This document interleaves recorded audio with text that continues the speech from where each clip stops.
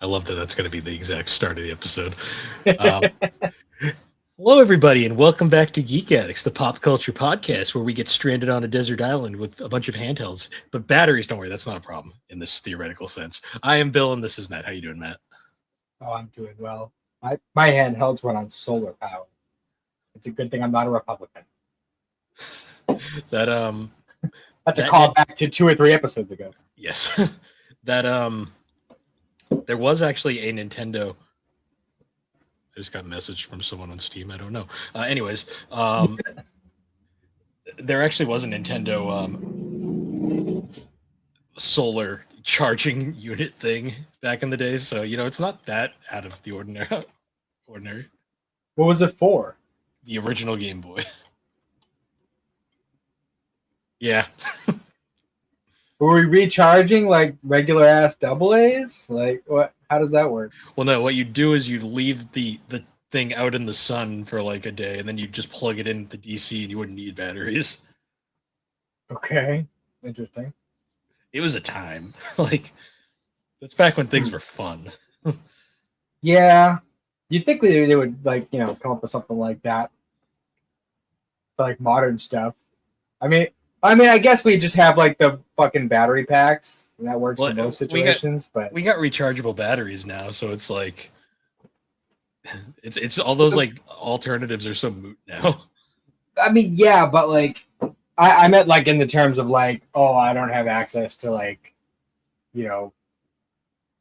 like or I don't have a plug. I don't know. The more I try to explain it, the less it makes sense. See, the way I think about handhelds nowadays is that nobody actually plays them as they're intended. Most people just play them either plugged into the wall or just at home. So, I mean, I do play them at home, but I rarely will play a handheld while it's plugged in. I haven't done that in a very long time. I remember those old days of like gaming where like you'd just be playing your RPG and then the DS's bit light would turn red and you'd be like, sigh, grabs the plug it back in, and then just continue playing. But oh no, I'm in the middle of a gym battle. Gotta go get the plug so I can plug it in, and then you're just sitting by the wall. Well, that's the thing is you never notice it until it's flashing. And it's like, fuck, I have like 3 minutes to figure this out. See, on the fat DS, like that thing was so like huge and in your face, you'd notice it right away. Fair. I didn't have that one for very long though. Speaking of things that don't make sense though, something occurred to me. It's totally random. It's just one of those Dragon Ball nerd things. You're gonna have to bear with me. So I came to the conclusion that Cell was full of shit and Goku didn't need to die. Okay. Because like the more I thought about it, the more I realized that by the time the Buu saga came around, right? Because the whole thing was like, Cell was like, all right, I'm going to self-destruct, and it's going to blow up the entire planet, and the whole thing's just going to be gone, and everyone's going to be dead. And that was why Goku had to fucking teleport him away and sacrifice himself, blah, blah, blah. But that's bullshit, because 7 years in the future, when fucking Gohan and Vegeta, or no, Goku and Vegeta at the very least are stronger than Cell was, right? And then Vegeta went and got himself fucking mind controlled to get a power boost, so he was even stronger than that. And he self-destructed, and all it did was leave a crater. I just don't understand why Goku didn't just teleport him like away and then immediately teleport back. Well, reasons. I mean, I guess you can make the argument that teleporting takes a lot of focus, and in the moment, it's kind of a lot going on. Well, there's also the fact that he just wanted to be dead because of the whole, no, I'm not coming back. Yeah, well, I mean, I think if he had seen a window to survive in the first place, he would have been fine. I think it was like a, well, I'm already dead, so fuck it kind of situation. But no, I've come to the conclusion that Goku did not need to die and Cell was full of shit. It makes more sense when you realize I think that was like one of the many ending points for the series. Yeah. So I finished my replay of Boo's Fury. Nice.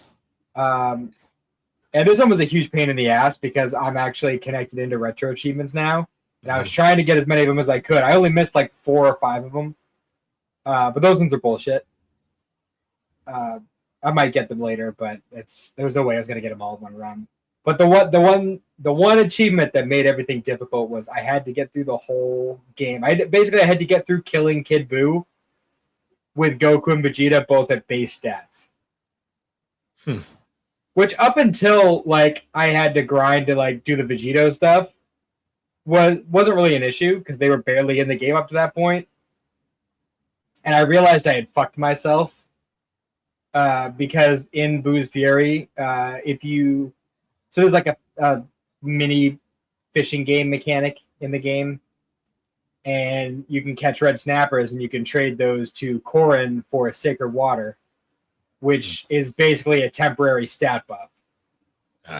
And it stacks. So like that, I'm assuming that's what they want you to do for that achievement is to use the stat buffs from the sacred water. But I didn't remember that was a thing until after the lookout had already exploded and there was no way for me to get them.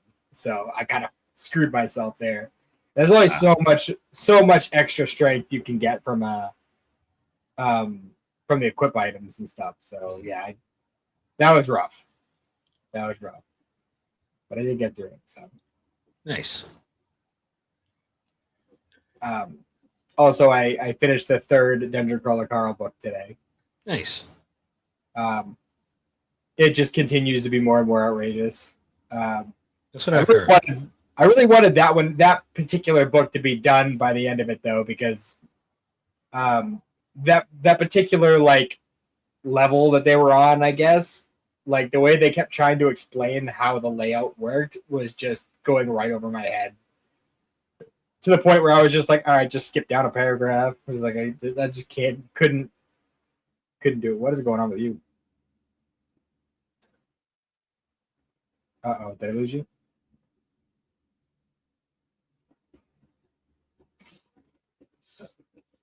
What happened?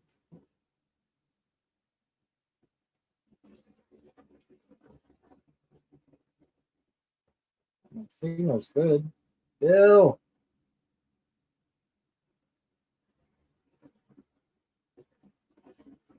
Oh no.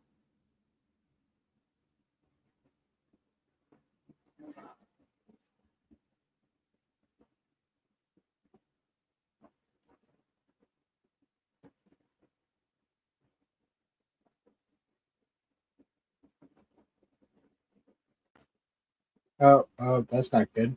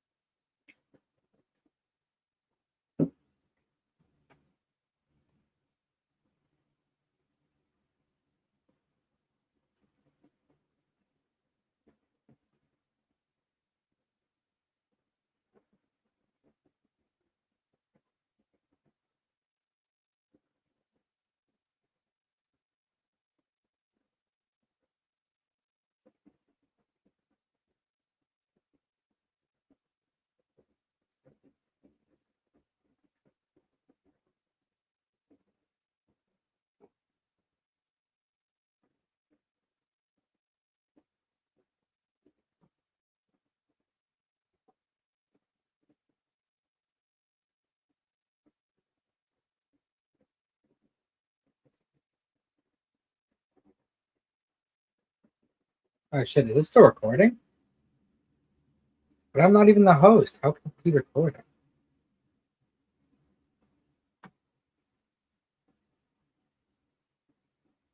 What is happening? Bill.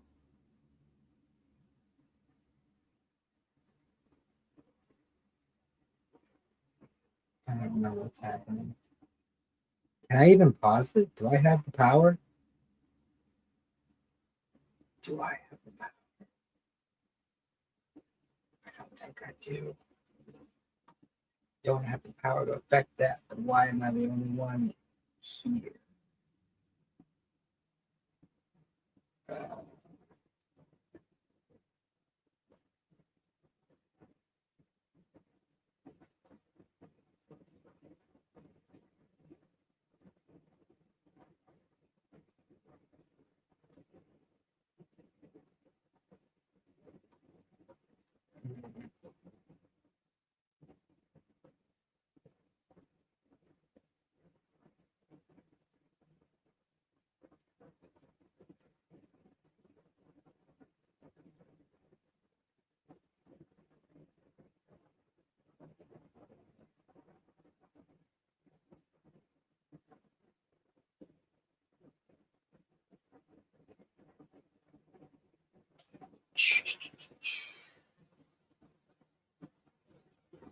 Leave me high and dry, Bill.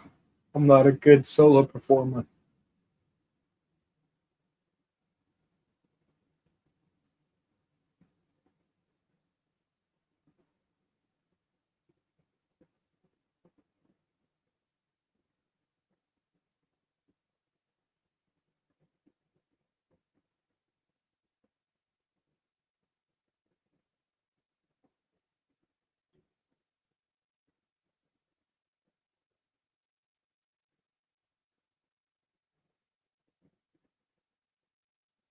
I don't know what happened. I don't know what happened. I don't know what happened.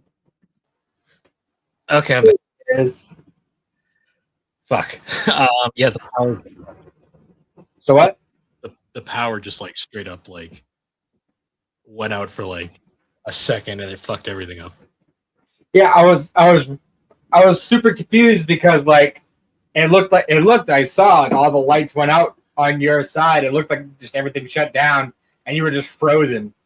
And it took me a minute to realize you were frozen because I was still talking. Yeah, And it was like just straight up frozen over here, and then it flickered again, and I was like, "Oh, we're about to lose power." And then it finally came back. I just was waiting on the Wi-Fi to, well, not the internet to come back. gotcha. That was annoying. Yeah. I don't even remember what I was talking about. Yeah, Forget about the fucking Carl book. Yeah. yeah. So that's Yeah, it was weird.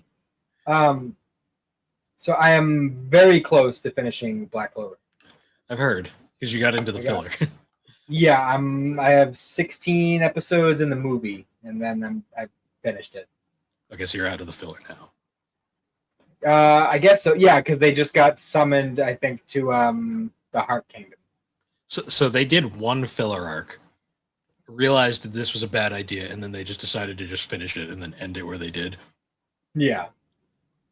Because I mean, I was enjoying the like one-off filler episodes. Those are fun. I wish we had more of those, honestly, like spread throughout. Yeah, the arc, on the other hand, was pretty rough. That's the thing. That's the thing. A lot of these companies do. And, it's funny too. As I was looking into it, it's Studio Pierrot who does Black Clover, and they already have a history of doing this shit. Well, you got to remember too. During most of Black Clover's run, they were getting the sloppy seconds from the Bardo team, basically. Yeah. Yeah, that's exactly. They have a history of doing this kind of shit. So honestly, I'm surprised that it was just the one with Black Clover, and they're like, yeah, never mind. But that's one of those things that a lot of these companies don't get, these animation studios and stuff, is like, we don't want filler arcs. Just do like little one-off episodes just to like play with the characters. We don't want filler arcs where you try to manufacture stakes that don't exist, because anybody who knows anything about the manga knows it's not real and has no effect on the story. See, what the problem with Black Clover was, it started coming out during that era where like the long runners were still a thing. And it really wasn't until about halfway through where they started really transitioning into like, you could just do a series and then we can sit on it for a while and come back when we're ready. Yeah. Because a lot of those series were like desperate to keep like the churn going, but then like they'd run out of manga really fast, and then they'd be like, "Shit, what do we do?" And so I'm kind of like in a weird place of Black Clover, because like I do really like it. It is a good show, but at the end of the day, despite its problems, I think I still prefer Fairy Tail. So the interesting part about Black Clover is I'm still convinced the most interesting part is literally right when it ends. Fair. Like it literally, like they finally get to, I won't spoil it because you haven't got there yet, but like the thing that they've been building up to finally happens. And then it's like, it just ends and you're like, well, shit. Like, you're like, I want to know where are we going? Yeah. The manga makes up for it, but like, and the manga just ended, so like they have all the material now, so they can finish it. But and season 2 is, or season 2, starting on episode 171. But that is coming out fairly soon, right? The end of the year, I believe. Okay. All right. So I picked the perfect time to fucking power through it. Yeah, the movie is canon too. It's not technically in the manga, but the characters in like events were referenced in later manga chapters, so it is canon. Okay. But yeah, it's not like a stab at Black Clover because I do really like it. I like the characters. I like what they're doing with it, but I think just the general vibe of Fairy Tail just works better for me. And again, like literally the only problem I have with it is the fucking like them just going too crazy with the fan service and to the point where it was like, ugh. Yeah. And that wasn't even until like the back half of the show. Really, it was more like the last quarter of the show was when it started getting really bad. Yeah, thankfully Black Clover is not a super fan servicey show. No, but funny we started talking about this. What the hell is going on with fucking Noelle? What about? Because on any given day, she looks like a fucking 12-year-old. But then she pulls out that Valkyrie armor, and all of a sudden she's got fucking G cups. Anime art. It's like, what the fuck are we doing here? Are you post time skip or still pre time skip? If by time skip you mean the 6 months of training? Yeah, where Asta's not taller, but he's wider. Yeah. Well, they just got to the Heart Kingdom. They're about to start the training there. Okay, so but they've done all like their solo training. Now they're going to do like the group training. Okay, so you are at the point now where they're all like older, quote unquote. I guess so. We had a whole episode where it's like it's been a year since we joined the Black Bulls and blah blah blah. And Asta's now like built like a wall. Yeah. That's more just art style. The manga's not as like this. The transition isn't as stark in the manga. Yeah. But no, I enjoyed this series. It's definitely been fun. It will be nice to transition back into doing some shorter shows though. Yeah. We also got the trailer. We got the trailer for the next Chainsaw Man season. Oh, I didn't see that. I'll have to look that up later. All I can say is that the anime onlys are not ready. No, not ready. Sorry, Cindy. Let me know what her reaction is, because I'm just wondering what, like, are they going to cover the rest of part 1 in this season? I think so. Or is there going to be a movie to cap it off? I don't know yet. We'll have to see, because the first season of the anime covered pretty much half of part 1. You know what would be the biggest dick move, right? Spoilers for Chainsaw Man if you're anime only. Just gonna throw this out there. Skip ahead like 5 minutes. The biggest dick move that Mappa could pull, and I could totally see them doing this, is doing the season, right? And having the end part of the season. Oh, the door open? Where they have to kill Aki. And then that season with power as the post credits for the season. Oh, you mean the post credit scene is the door opening? Is the door opening and just boom. Yeah. Oh. I could totally see and then the whole like big like we all gotta kill Makima thing is the movie. That would be evil. I could totally see them doing it. We're still in spoiler territory. I want to know what the anime only's reaction is going to be to the fact that the entire like Gun Devil thing is literally bullshit for nothing. It means nothing. Yeah, it's literally it's a red herring, really. Makima's the real villain. All of part 1 is a red herring. Let's be real here. Like, yeah. I mean, is there anything in Chainsaw Man that isn't a red herring when you look at it? Like, I haven't seen the ending yet, so I can't answer that. But I mean, yeah, I'll keep that to myself. Anyways, yeah, Chainsaw Man, it's fucking wild, and God, I really think they are going to do that. I think they're going to be such dicks about it. Chainsaw Man is literally a series of like first impressions are not the best example for that show because holy shit, it's going to be one of those shows that we can look back on years later and we're going to be like, that was a fucking trip. Yeah. Yeah. Like they literally kill off every cat, basically the entire cast of part one, except for Kobe, but she was a gag. She literally never shows up again. No, she's living in a better. She's out of focus, which is perfect for her. Literally, the last thing we see of her is that bit where fucking Denji's full on chainsaw mode, and fucking she's like serving him burgers or whatever. Like the last we see of her is that whole bit. Yeah, we basically all we know is she left and is fine as far as we know. Yeah. God, what a series. Well, yeah. Wow. And it's sad too, is because like out of all these like newer shows, that's probably the one that I've liked the most. Like when it comes to like that like time frame, you know what I mean? Like the Chainsaw Man, Jujutsu Kaisen, Demon Slayer, all that stuff. Like Chainsaw Man is definitely the one I like the most. Weirdly enough, it's the one that makes the most sense to me. Yeah, Jujutsu Kaisen is really up its butt. A lot. And Demon Slayer just it's pretty animation. Well, and they're all pretty animation. Yeah, but the other ones at least have other things than the pretty animation. Weirdly enough, Chainsaw Man is the story I have the least amount of problems with. That is weird. Yeah. That is really weird. I guess it's because like when you start reading Chainsaw Man, you just kind of understand this is fucking batshit insanity, and you just kind of go with it. Yeah, for sure.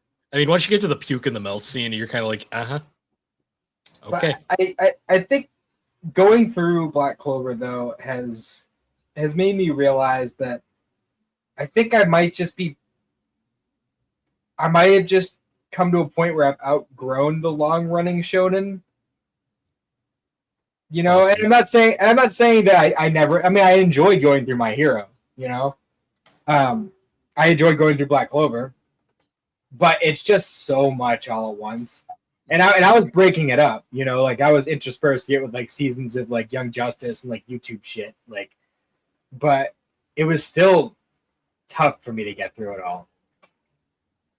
It's understandable. And I think it's just the long running, like just straight through shonen shows. It's a lot. Especially since it's not really much of a thing anymore. Like, no, they're really doing away with them now.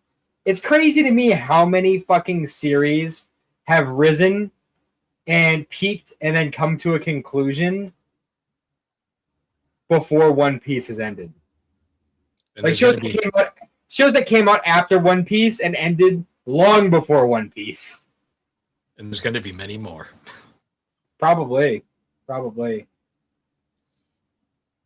It's just wild to me. Wild. Yeah. Yeah, it's been hard to find a new series I've been super invested in. Like, it's really just been like Oshinoko, like Solo Leveling, A Pocket Theory. Yeah. Again, though, those aren't like. Well, I mean, yeah, Solo Leveling is kind of so-so, but like none of them are like long-running shonens. It's just further showing my point. I think we're just at that age now where like it's hard for us to really get invested in those kinds of shows. Well, even you look at mangas now, it's rare you see one go beyond like 15 volumes. Yeah. That being said, though, and that's also a part of it too. Is like there's a lot of those ones that do go for a while are seasonal now, so it's a little bit different. But yeah, Apothecary, Oshinoko, Gachiakara, I really like. Undead Unluck, if they ever make another fucking season, or dub that special that came out on Christmas. Still waiting on the dub for the fucking Kaguya special too. Yep. Trying to think of what other new shows that I really like. Oh, and what a fucking dick move, Netflix fucking putting out one like 45-minute episode of JoJo's Part 7 and then being like, we'll see you in the fall, bye. Yeah. It's like you could have just released it in the fall and just given us a season. Like or like a quarter at least. Nah. More than one episode would be nice. They got to get those subs in, so you pay for the sub, you watch, and then by the time it comes back, you got to buy it again. Yeah. Well, Netflix already had me anyway because all like the vast majority of like live action anime movies and shit are on Netflix. Yeah, there's a few Netflix exclusives on there now too. Yeah, including JoJo's. If you want to watch JoJo's from part 6 onward, you got to watch on Netflix or buy the Blu-rays. Those are expensive. What about you, Bill? What are you up to this week? I've been talking a whole lot. Tell me about your week, Bill. I recorded. This is my 4th podcast this week. Oh, really? Yeah. What did you miss out on one? I thought you already had 4 before this one. Me and Alex did not record GNC on Wednesday. We're doing that later because of reasons. We'll get to it eventually, but no, I did 3DO. I did 3D owned this week. I did a guest spot on the anime field guide. Look out for that in the future. Yeah, so I didn't get to sleep last night till like midnight, so I'm doing great right now. Yeah, I haven't done a ton other than that. I've been mostly I did finish reading New History of the DC Universe. Nice. Like that a lot. I read the Dakota Incident. You don't need to read New History of the DC Universe to read the Dakota Incident. It's basically its own thing. It's fine. I liked how they tried to integrate the President Luthor arc from like Superman into like Dakota. Mm-hmm. That was interesting. That's fun. Having I won't spoil much, but they made there was good cameos from pretty much all the icon. I'm not icon milestone characters. Mm-hmm. Icon is there as well, but of course. It was interesting though. The art was really nice. Was well written. When I finish up, actually I finished up the Carl book today, so I will be picking up the second milestone compendium and start reading that this week. Nice. So that'll be good. There's actually a lot more like of those series that I wasn't aware of, like smaller ones that just came out for like brief little runs and then they just went away. Huh. Like this one series called Zombie.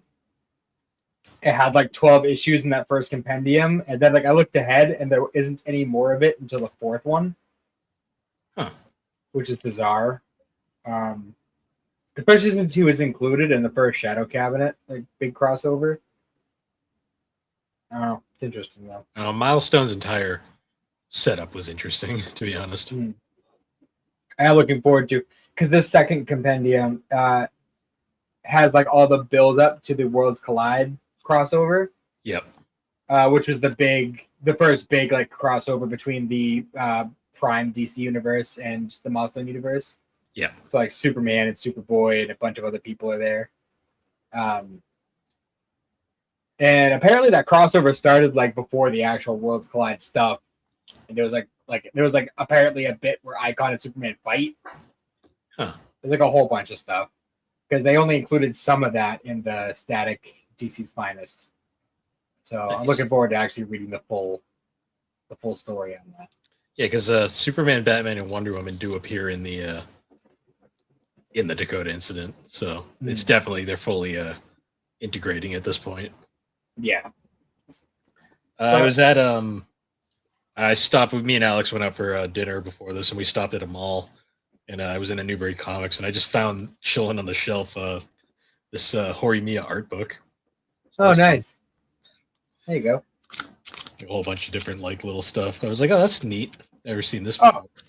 That last comic pickups that you posted on the GNC server, did I see a fucking Ryan Reynolds Green Lantern in there? Okay, so the story behind that, because I've had to explain this to like 4 people. That is a promotional cover. It is strictly just to promote the movie. The book itself is the 2005, I want to say, Secret Origin storyline that Jeff Jones wrote for his long run. The cover, the original cover was Hal with Abansur. That cover was specifically for the movie to promote it, but the book itself is legit the same book. Okay. and they've since reverted back to the original cover. The reason I picked that one is because it was $2, Fair enough. and the original cover was 15, and I just went. It's kind of a no-brainer. It's a cover, and it's a funny story, and there's a Ryan Reynolds forward for some reason. But like the amount of people who had no idea and were like, "The hell is this?" and I'm like, "It's just a cover, guys. It's not that deep." Fair. Yeah, that lot is from like about 2 months of just a book here or there. So, Gotcha. So Xander had his birthday what, a week and a half ago, give or take. And kid got some fucking cheddar for his birthday, man. I remember being that age and getting that much money for my birthday just because you're at that age now where like nobody knows what to get you. So like, yeah, he's fucking $40, he's $50, whatever. I didn't get to live that because we were in the era of like, you can't give money as a present. That's rude. So here's a thing that no one wants that we're gonna just buy you, and then you're gonna be like, thanks. I think that might have just been a your family thing. I never got money. Like I rarely got money. So Xander's at that golden age right now where he's gonna start getting money for his birthdays, and that's gonna continue until he stops getting shit for his birthday, like I did.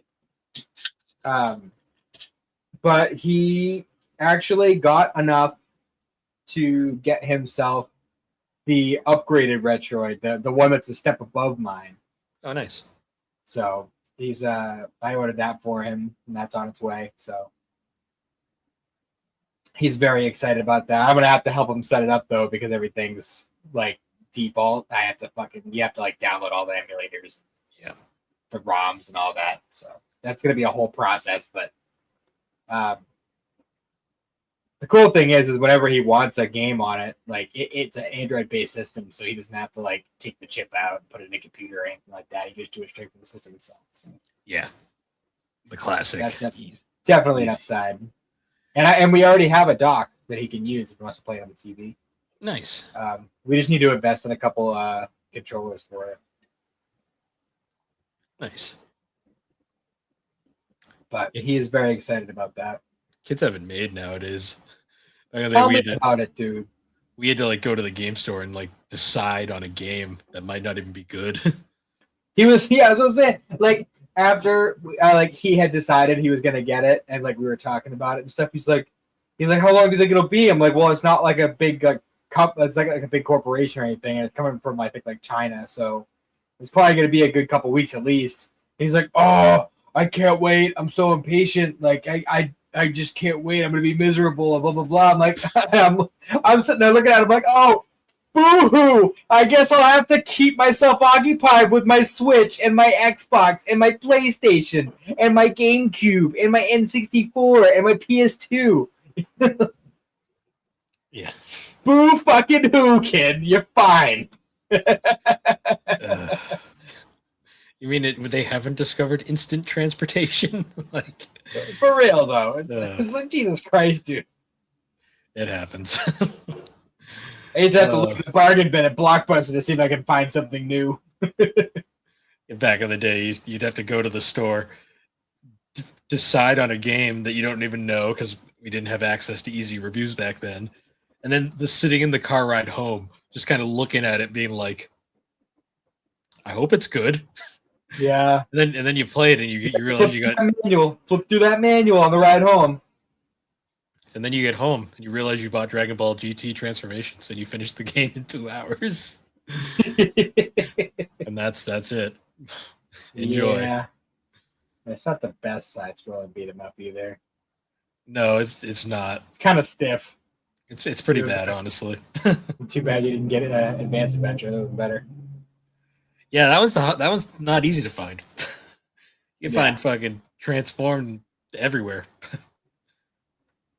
You didn't even get the dual pack that was Boo's Fury and Transformations. Nope. Nope. I do have the I've got the Yu-Gi-Oh! dual pack of Sacred Cards and Resha for Destruction. So that's fun. I think I have that one too. You get one pathetically easy game and one impossibly hard game. Red pill or blue pill, kids. They both suck. Yeah. Jesus. So yeah, I also I had never actually like tried to test it and work it out though, but I got a 3DS emulator set up on my Retroid. Nice. And for the one game I tossed on it, it seems to be working okay. I'll have to play around with it and see what other games I can try on it.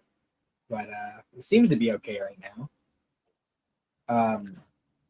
And I'm just starting to try and see if I can't get a Vita one working. That one's a little bit rougher because that's one of those ones that they're still figuring out how to emulate. Yeah, the Vita's a weirdly complicated little system. But I mean, the upside is that I already have a Vita and the store is still open, so it's not that big a deal if I can't fully figure it out. Yeah. It's mostly so I don't have to pay like $60 for a game that's 15 years old. Yeah. Hey, 60 is a bargain for some of those games. Yeah, well, the first game I tried was Berserk and the Band of the Hawk, which is like a game that came off like PS4 and Vita. And it's like a Dynasty Warriors type game.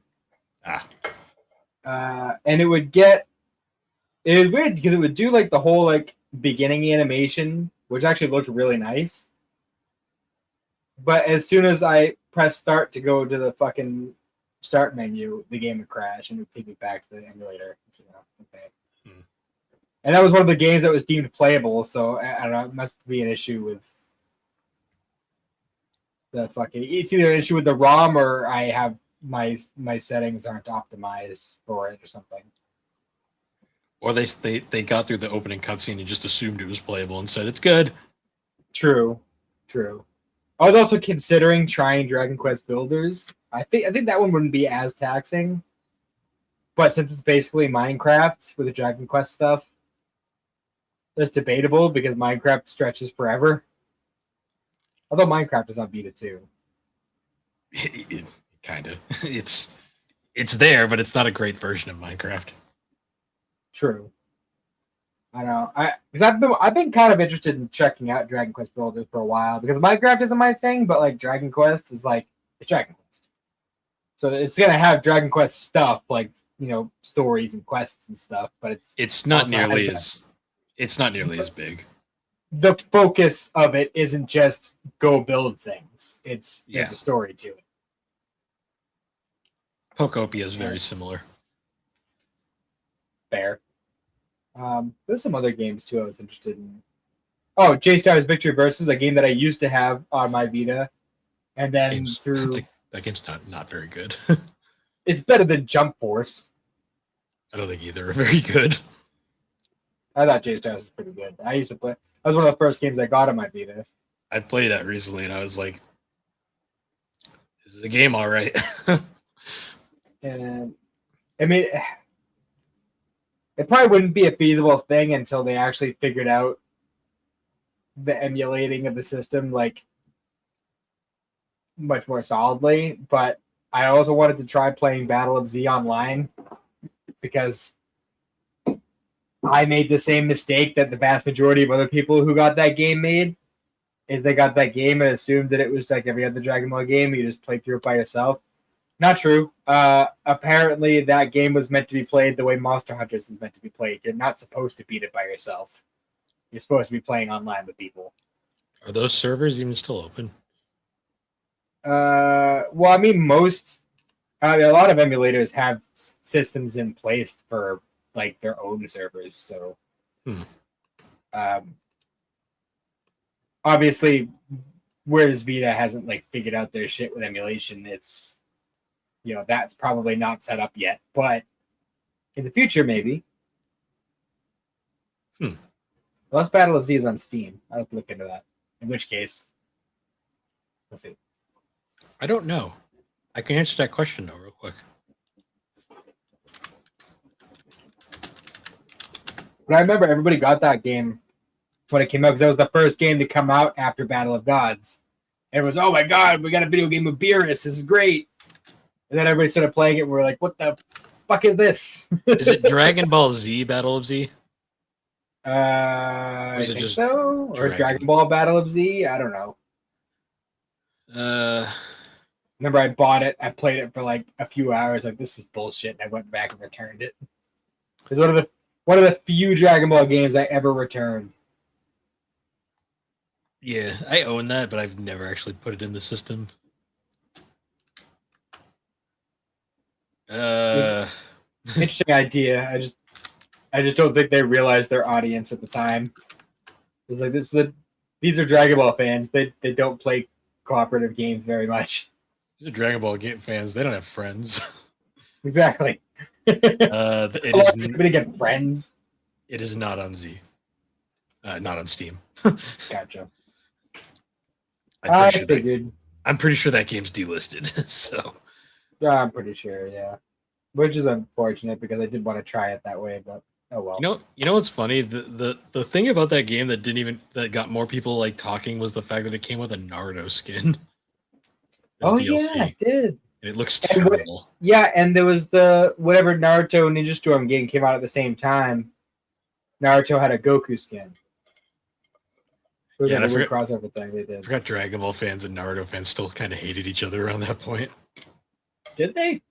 Yeah, there was a bit of a period, or at least the purists. I don't think Naruto fans had any problems. I think it was mostly those Dragon Ball purists. I guess. I just remember many people. I don't get it though. I don't get it either. I just remember like a lot of people I knew being all like, just a ripoff, and I'm like, it's not really the same show, but okay. Because he wears orange, that makes it a ripoff? I don't know. I didn't really watch Naruto at the time, so I couldn't really join those conversations. I was more just like sure, whatever you say. I don't know. Dragon Ball fans are kind of the worst. Anime fans in general can be. Yeah, but Dragon Ball fans are their own special kind of fucked up. Which I hate to say, being one of them. But I'm also not one of them. If that makes sense. Although realistically, Krillin could probably solo the majority of the Naruto-verse. Probably. But I think that's why Naruto fans get so mad about it. Like, no, he couldn't. I mean, I say that, but like the powers in the Naruto universe are more varied and do different things. It's not just me so strong, me shoot laser.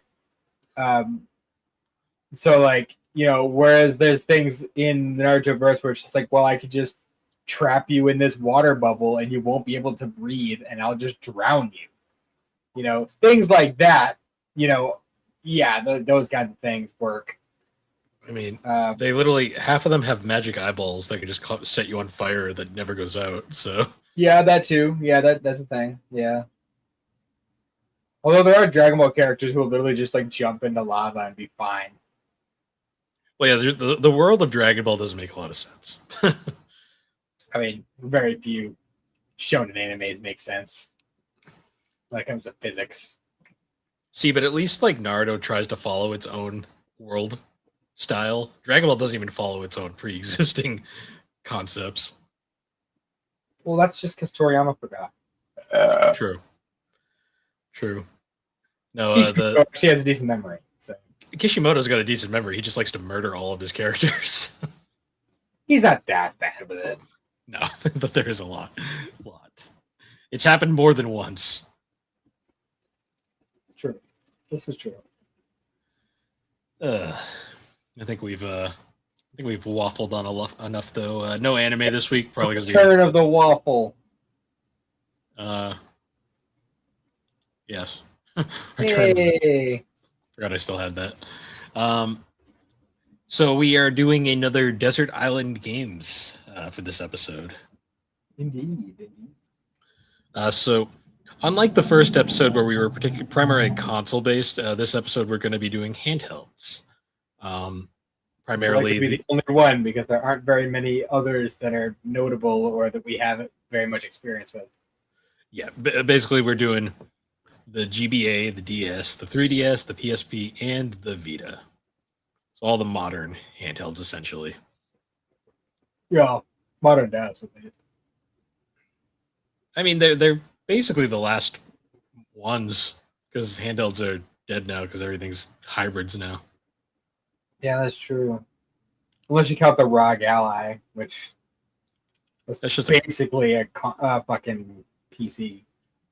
Yeah, that's not really a dedicated gaming.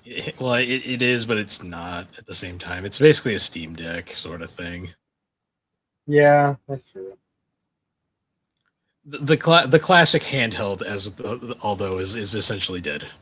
We've moved on to newer avenues. Yeah, it's mobile gaming and third-party handhelds. And Nintendo doing their hybrids. Yeah, which honestly I think is the future. That's the way that works the most. So pretty much at this point. um, So do we want to like kind of do them chronologically? Like start with the GBA, go to the DS, then the PSP, then the 3DS, and then the Vita. Yeah. So we talked about this a little bit before we started recording, but when we first like decided on like which ones we were doing, like I pretty much like I needed to put very little thought into it. It was like as soon as like, oh, GBA, definitely this one. Oh, DS, definitely this one. And that was just kind of how it went throughout all of them. But the more I sat and thought about it, I was like, well, you know what? That is a good choice, but this one also exists. Especially with like Game Boy Advance, and the DS, because they both have such huge fucking rosters. Yeah. There's a lot of bangers on both. Yeah, so while I will probably stick with my my initial gut choices, I'm gonna have to throw out secondary options as well, because probably for all of them, because it's just ridiculous how many good choices there are. Yeah, there's a lot. A lot. And some of these were honest to God hard to choose. Yeah, for sure. So yeah, I guess we'll start with the GBA. Do you want to go first or? Sure. No surprise to anybody here. But I'm also gonna kind of cheat a little bit. Okay. Because the fun little thing that GBA used to do, kids. Oh no, I dropped my toothpick. Fun thing that GBA used to do is every now and then they take two games and they shove them on one cartridge. That is true. So I'm gonna go ahead and pick one of those. It was the dual pack of Legacy of Goku 1 and 2. You get one good game for the price of two. Because like Legacy of Goku 2 would have just been like, that was the gut choice here. Like that was just like the go-to, like that is my GBA game. Yep. But Legacy of Goku 1, I have such nostalgia for, and while it's not a good game, it's still a game I can speed run in like an hour and a half. Yeah, So it's a game I can beat in one sitting. It's kind of pathetic, really, when you think about how easy that game can be. It can be, yeah, but it's also kind of fun, and honestly, the music is very nostalgic to me, especially for that first game. Even though it's not great music, it's very nostalgic, and I don't know, it makes me actually for both of the games, the music makes me feel very comfortable. You know, it puts me in that kind of like childlike mindset. Nice. But what's your GBA choice? So, GBA was tough because initially I wanted to say Pokemon Emerald, but I realized as much as I love that game, I have such a hard time keeping with a Pokemon game these days, even ones I love. So I had to think about it real hard, and I kind of pivoted over Mario and Luigi's Superstar Saga. Okay. That is a phenomenal RPG that I could play endlessly. Like it has got such a compelling battle system. The story is wacky and zany. The world is fun to explore. It's one of the best, if not the best, Mario RPG, depending on who you ask. The battle system in particular is super fun because it's like it's a battle system that theoretically, if you are good enough, you will never take a hit. Like you can do a hitless run if you're good enough. And I've tried it many times. They are hard, like not easy. Mhm.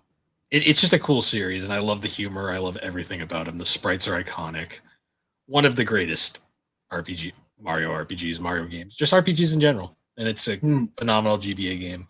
And it comes with that Mario Bros remake that you can just kind of play. So that's always Oh, fun. that's pretty cool. Oh The old yeah. arcade style one.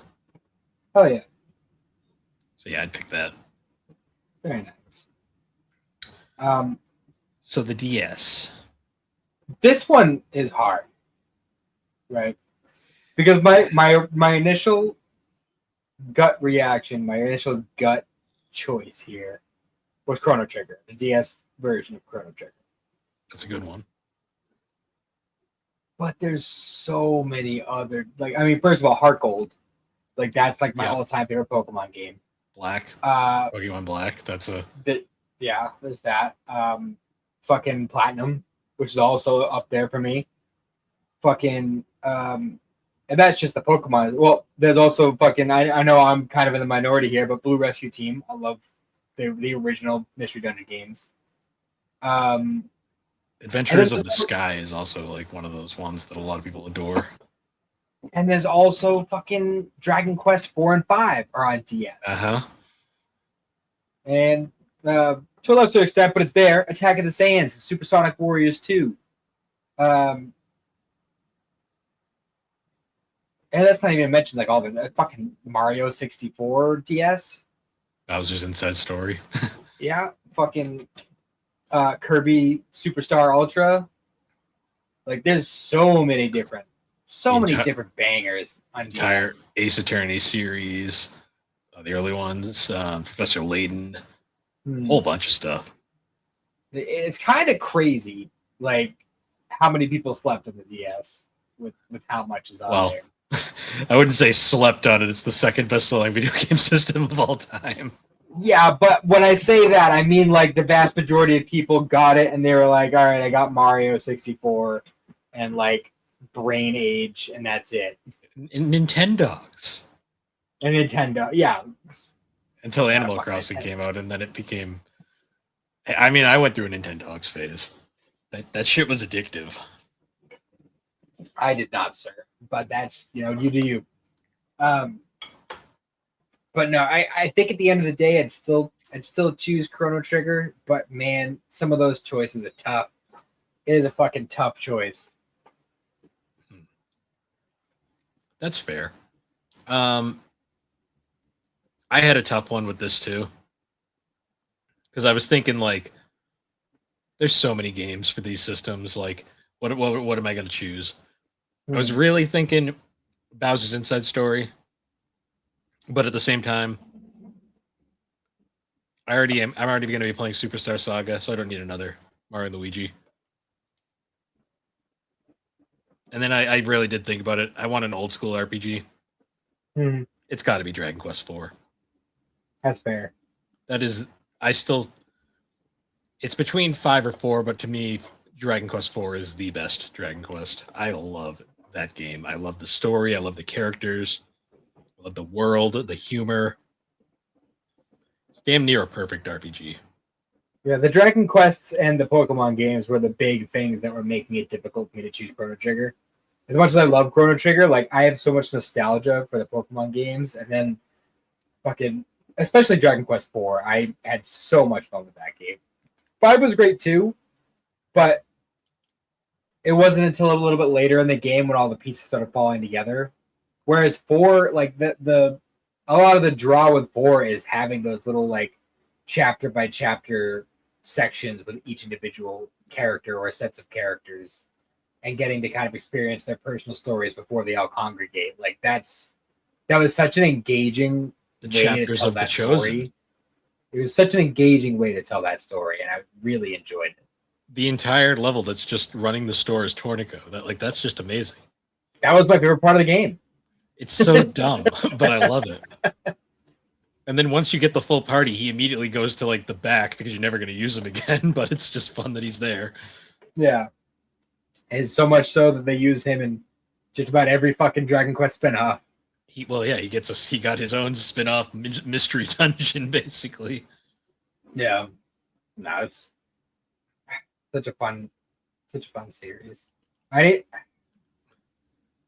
already decided that the next RPG I'm going to be playing is the next Final Fantasy game on my list, but which one's that? 3. Actual 3, not 6. Part of me wishes you just skipped to 4, but you do you. Well, I want to go through all of them, and just one of those things.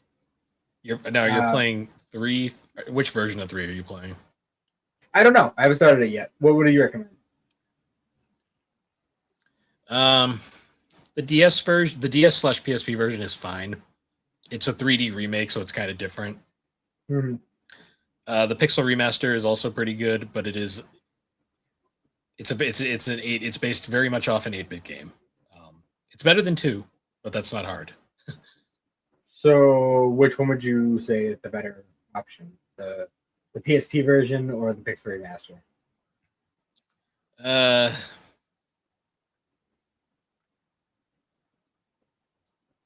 Pixel remaster is probably more consistent. The PSP, the 3D remake gets kind of bland after a while. Okay. If you already own it, though, there's no reason to not try it. So I mean, I have multiple versions of it. It's just a matter of deciding which one I'm going to play. Yeah, it's up to you on that one. So yeah, Chrono Trigger and Dragon Quest IV. That's fair. So, a quick question, Bill. Yes. Did we both just choose RPGs? Yep. We've only picked RPGs so far. Okay. And I don't want to be the bearer of bad news, but don't expect a lot of changes from me. Well, funny you say that, Bill, because for the 3DS, my next choice, I really wanted to try and avoid crossing multiple franchises. They were crossing the same franchise in 2 separate sections, but I couldn't not choose this one. Dragon Ball Fusions. It is such a goofy, fun game that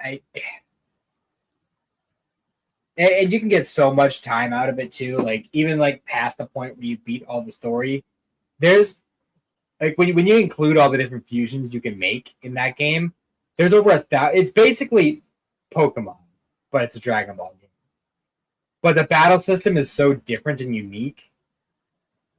And with all the different characters and the fused versions of all these characters, there's over 1,000 different characters in this game that you can collect. Huh. That's interesting.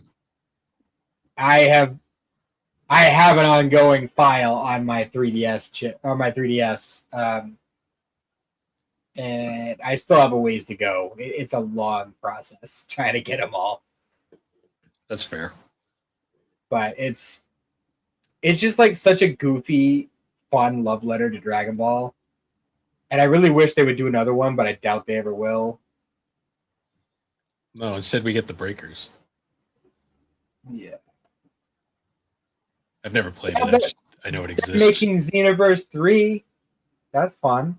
Cool. I'm happy for the Xenoverse fans.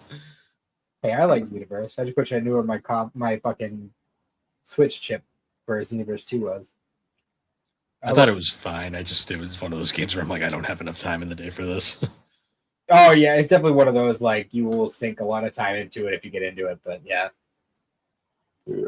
Worse than Kakarot that way. Well, Kakarot, if you just want to play through it, you can. You don't have to go crazy for everything. Yeah. But anyways, Bill, what's your choice? So for the 3DS, my choice is a different franchise. I am going to be choosing Fire Emblem Awakening. That's fair. I've heard good things about that game. It's the game that saved the Fire Emblem franchise. Can't speak. Fire Emblem franchise. Because that series was going to die. Like Nintendo was like, you get one more shot of this bombs, it's done. So they put everything into it. It came out at a perfect time in America where there was nothing to play on the 3DS at the time. People bought it out of curiosity, and it ended up being one of the most acclaimed games on the system, one of the best Fire Emblems, sold like hotcakes, and now the series is one of Nintendo's most profitable series.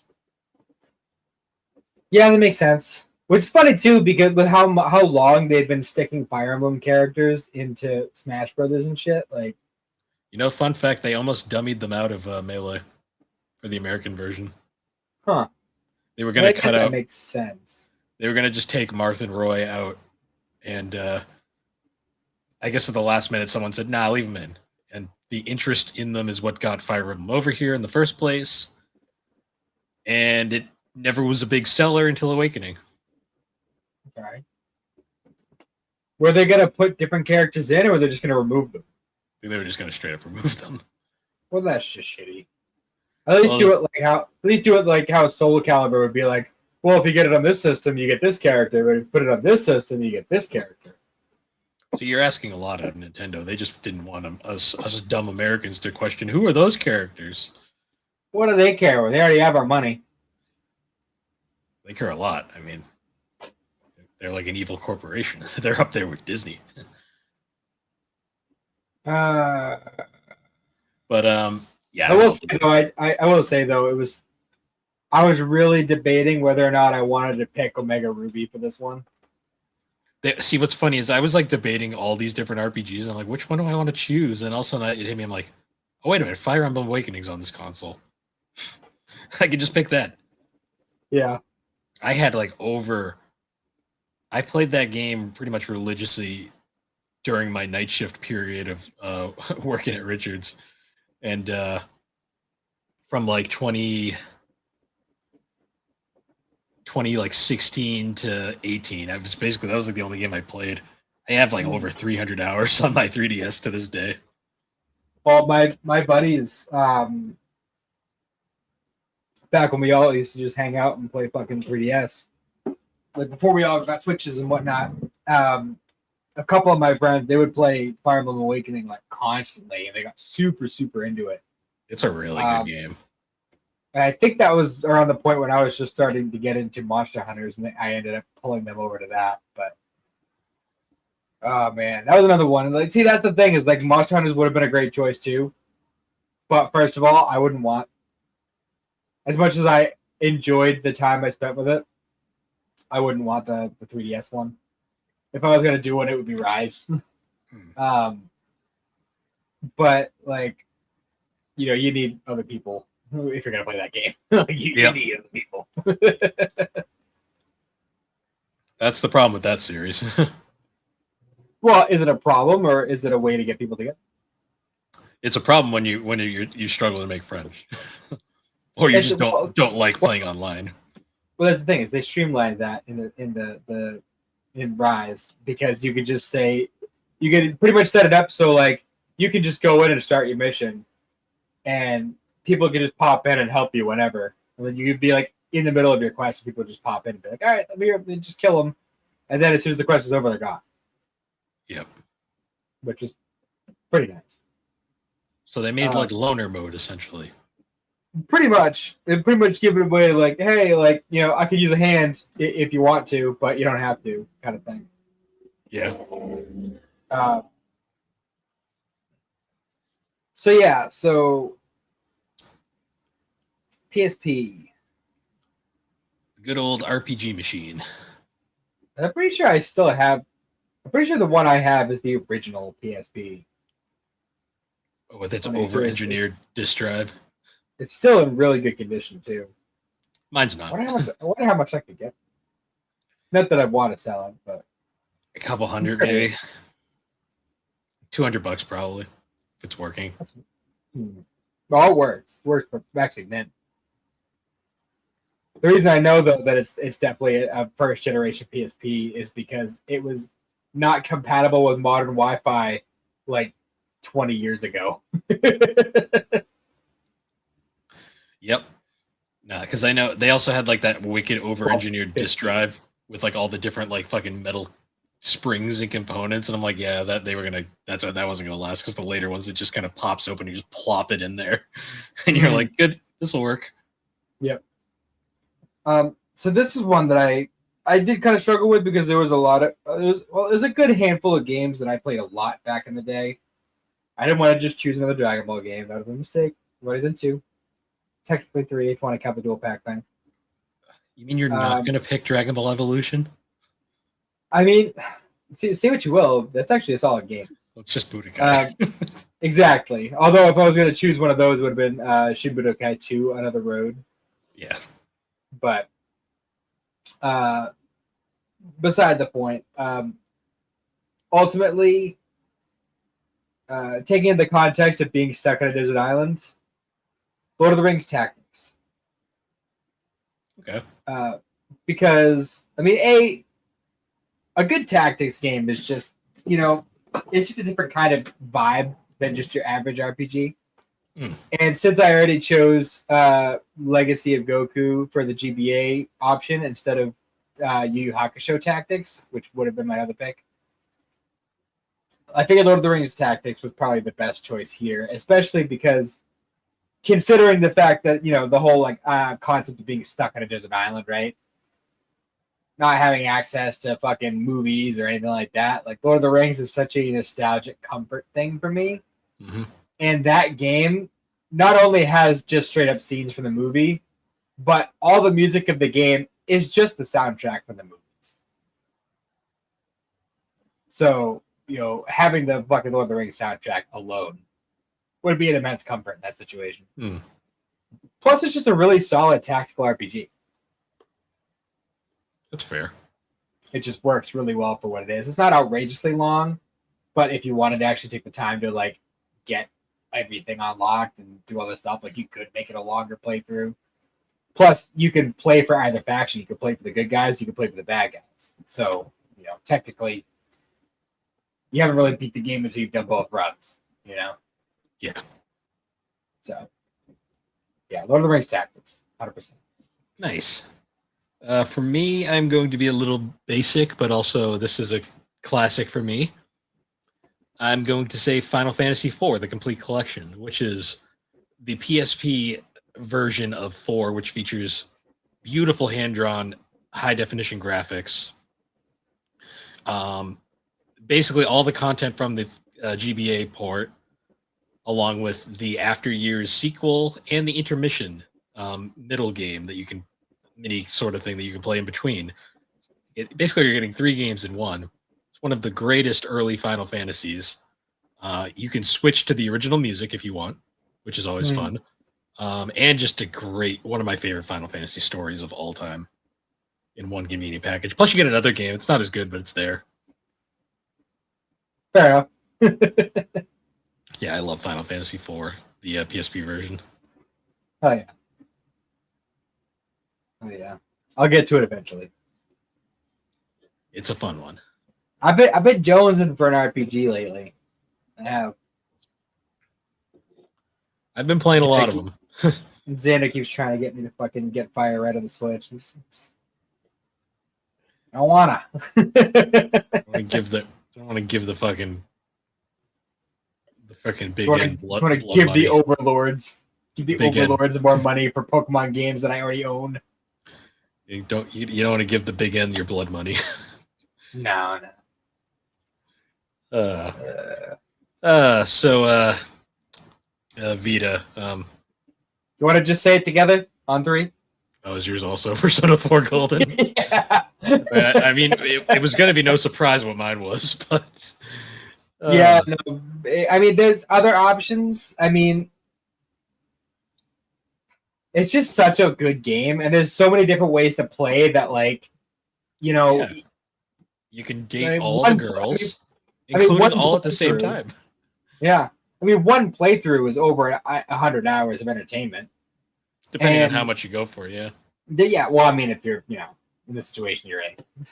But there's that, and then there's also just, it's fucking damn near impossible to get everything in one playthrough. So you're going to be playing it multiple times anyway. It has the New Game Plus aspect, which is another reason why, the whole Chrono Trigger thing worked as well. And just the fucking whole thing is just the whole experience is just so endearing. Like, yeah, it's a dark ass fucking story, but it's all sunshine It's and the rainbows on the happiest. surface. It is the happiest dark story you'll ever play, sir. And I don't know, it just works for what it is. And The game is the game is so sunshine and rainbows that you don't even notice the dark murder plot in the background.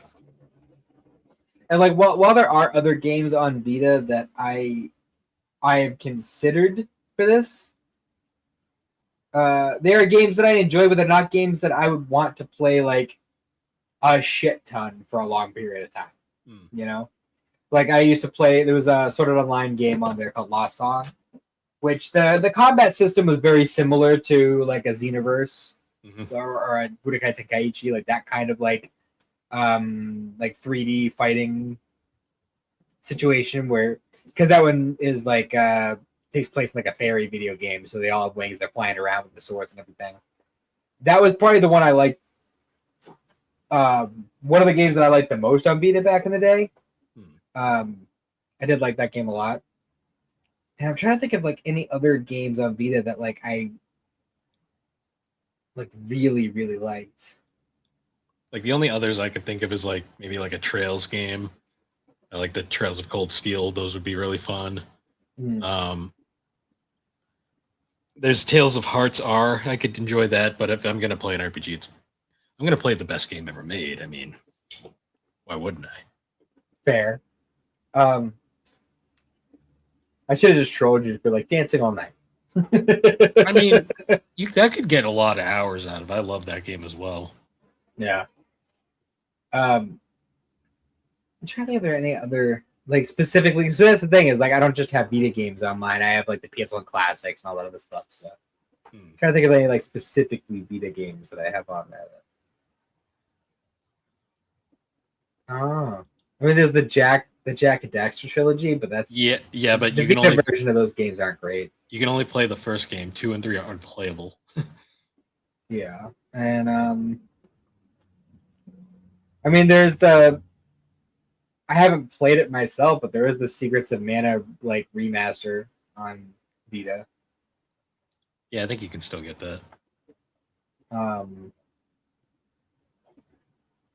I could get the Attack on Titan video game. Oh yeah, that game that I for some reason own, even though I didn't watch the show at the time. That's just because you're an animal and you can't help yourself. No, I think I bought it by accident. Just I was like, sure. How do you buy it by accident? It happens sometimes. Sometimes you grab things and then you mix up what things you grabbed and then you don't even notice until you're out of the store and you're like, oh. Jesus. Collectors are weird, man. But no, I mean, Persona 4 Golden was the only correct choice. There was going to be no other option for me. I mean, let's be real. Yeah. For sure. Yeah. And thank God we have our convenient solar power generator on the island as well. Of course. To charge these things. I had a feeling we were both going to choose all RPGs. I had a feeling that was going to happen. They're the perfect games for a desert island because they take up the most time. True. This is true. I think for the last one, I'm trying to think. I don't think I picked any RPGs in the last one. I probably only picked RPGs in the last one for all I know. Right, because we did PS1, PS2, N64, GameCube, and 360. I might not have picked one for the N64 because there's like 5 RPGs on that thing. I don't remember what I picked for PS2. I'm pretty sure for PS1 I picked Spyro. I don't remember, to be honest. And I think GameCube I did Smash Brothers. I don't remember. I know I did Tales of the Abyss for PS2. That makes sense. I probably did a Dragon Ball game for PS2. Let's be real. I think it was Budokai 2, to be honest. It might have been. I've actually been playing it lately on my board game. Retroid. The board game. And I actually haven't been cheating to get all the capsules. Where's the fun in that? Well, I'm gonna have to eventually to get all the breakthroughs because you only get one breakthrough per story mode playthrough, and I'm not doing that. That's There's fair. too many. I think I chose Black Ops for 360, right? I don't even remember what I picked for 360. It was probably either Lost Odyssey or Blue Dragon. I have no idea what I picked for N64. Yeah, It might have been Mario 64 or something. Nice. I don't remember. We did that episode a while ago. Yeah, it's been quite a bit. Yeah, that was Desert Island Games 2, though. All RPGs because we are so creative. Oops, all RPGs. We got a couple tactical ones in there, so at least there's some variety. They're still RPGs. And whatever Depending the fuck Fusions is, it's still an RPG, but it's fucking a weird one. Yeah. Although there are some tactical games that aren't RPGs. This is true. Like Advance Wars, that's not really an RPG. That's just a tactical game. A part of me did really want to choose Yu Yu Hakusho Tactics, though. You never got your copy, did you? Nope. I just gave up. You should fucking emulate it. Yeah. It's a good game. Or I can just buy another copy. You could. It's not that expensive. That's true. This is true. I'd be more likely to play it that way. This is true. I could just give you my copy. That's all right. I'll find one eventually. Maybe next time at next convention, I'll actually look for one. Well, GBA cards don't go for very much, so generally, depending on the game, that $600 copy of Emerald that I saw at this one store is still sitting there. Pokemon's its own monster. Look, I took taking Xander to Bowser's the other day was actually the catalyst, which ended up leading him to deciding on getting the Retroid. Mm-hmm. Because we went to Bowser's in Plymouth because he had gotten a gift card for his birthday. We were looking around, and at first we had noticed some of like the Pokemon cards they had there, and freaking it was like Fire Red they had for like $35, and they had a copy of Yellow for like 70 or 80. And then they had one of the original Game Boy Advances, the purple one. Mm-hmm. And he was like, oh, I kind of want to get that. And then he was looking at the price. It's like, oh, it's $20 more than I have, whatever. It's like, maybe I'll just save my money and come back. And I was like, or you could, spend the like same or possibly less and get like the Amber Nick that's styled after it. And he's like, yeah, I guess I could do that. And then like we went down this whole conversation path about like, yeah, but if you got the thing that I have, you'd have all of that plus, all these other things. Yeah. And you'd have all the games for free. True. Like, unlimited retro games. It sounds like a pretty sweet deal.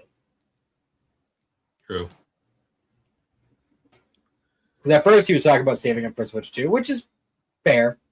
It's fair. There's not a lot of reason to own one, though, right now. For real. I mean... Unless you really want to play Pokopia. He kind of does. But that's the thing is...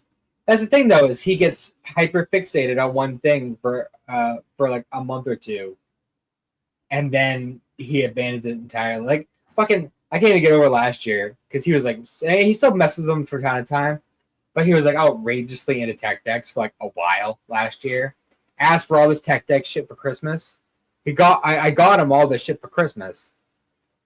Barely touched tech deck since Christmas. So he got all these fucking ramps and all these customizable fucking wheels and fucking all these boards and fucking ramps and rails and all this other shit. I never see him use them. That's how it works usually.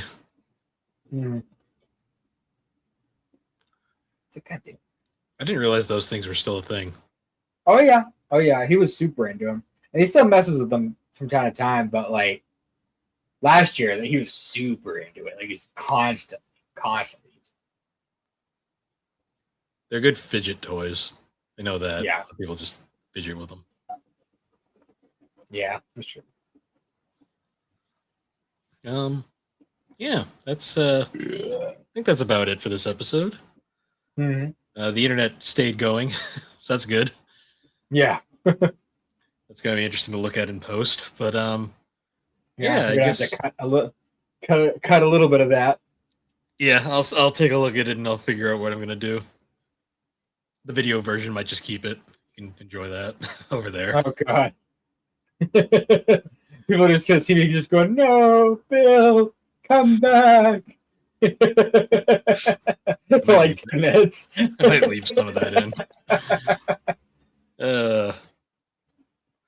Well, anyways, guys, once again, thank you for joining us on Geek Addicts. You can find Geek Addicts on all the major podcasting platforms. Be sure to check us out on the Superpod Network. That's superpodnetwork.com. Awesome site where you can find all sorts of different videos, blogs, games, all sorts of fun stuff. And yeah, I guess until next time, guys, thank you for listening, and we will see you all later. Have a good one.